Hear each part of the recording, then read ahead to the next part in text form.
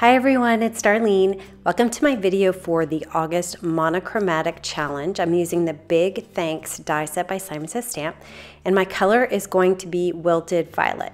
I'm going to put a small circle of color on my craft mat here. I'm trying to keep it a small area because I want the solid color to be in the center of my cardstock, and then I want it to sort of get sparser as it goes outward.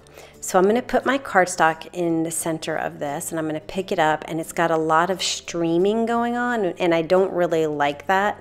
But you can see I'm going to work on this until I get it right. And at first I thought this is ruined and I need a new piece of paper. But then as I started working on it, I really liked the way it came out. So my advice would be not to give up, because sometimes watercolor can be frustrating. So I'm dripping it around. It has a lot of drips on it, and I see that there's not a whole lot on the right side, so I'm going to dip it one more time into the color. I'm just sort of looking at it going, what am I going to do? And so I dip it down, and now I've got this huge line, and I thought, oh, this is terrible.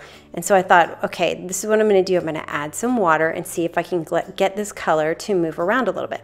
So I added some water, and you can see it's definitely spreading out a lot more. It's starting to blend. It's starting to look a little bit better.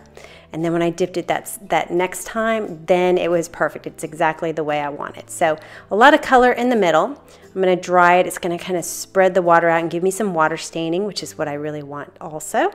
And then now that I've got it dried, I can add a second layer of color. So I'll dip it in. You want it to be completely dry before you do the second layer. So you can see how I get a lot more dots, a lot more interest, some streaming lines. I've got this white spot right here, so I'm going to dip it back in and get that covered up. I also need a little more color on the right side, so I'm going to dip it in again on that side and a little on the left side. I want the whole piece of cardstock color. This is oversized cardstock, by the way. I think it's a 5 by 7 because I thought I would cut away the area that I wanted for the card. So you can see how beautiful it's really starting to look. I'm going to dry it up and get some nice water spots here. And I decided this is exactly the way I wanted it, and I'm just going to leave it. I have a piece of craft foam that I got from Joann's, and what I'm going to do is I'm going to cut out the A and the N from Thanks. So notice I also cut it out of some black cardstock. I'm just going to trim off the edges here, and this is the part that's going to pop up in the center of my card. I'll cut my watercolor panel to A2 size, and I want to cut out 1 1/4 inches from the center. And what that means is I have 2 1/8 on one side, 2 1/8 on the other side, and then 1 1/4 in the middle. So I'm going to use those 2 pencil marks to run it through the trimmer. So you can see I have my 3 pieces. I'm using Tombow Mono Multi Glue to adhere the AN in my Thanks, the black sentiment, to the craft foam. You can see it was getting really sticky, so I took some tweezers just to hold it down. And I'll place it right there on top and press it down. I use Tombow because you can move it around just a little bit to make sure it's positioned right, and it sticks very well. So here's what it looks like from the back. This takes care of popping up the center. So what I want to do is pop up the left and right sides. So I've cut some craft foam to fit these pieces exactly. I tried the first time to make it a little bit smaller just because, I don't know, I was just trying to save craft foam, I guess. And it didn't work as well. So this time I cut the pieces to be the exact same size as my watercolor pieces. So I'm going to use some Tombow glue, and I'm going to press it into place and put it underneath an acrylic block to hold it in place. Now, I put so much water on this cardstock that it was very, very warped.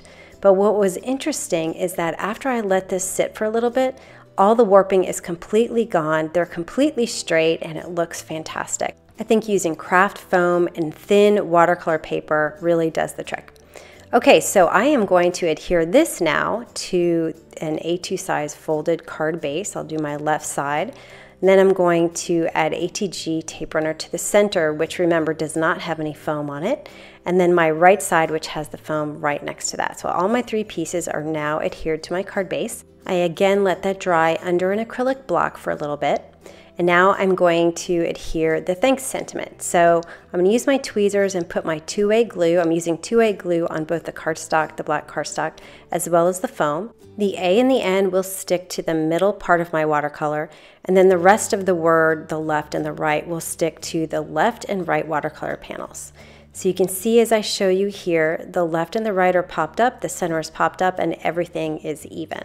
I find myself reaching for this Simon Says Stamp Thoughtful Messages sentiment set. It's got a lot of really nice ones in it, so I'm going to use the second part from this set, and I'm going to stamp it with some VersaFine Black Onyx ink. And then for the left side, I'm just going to angle it off just for something a little bit different.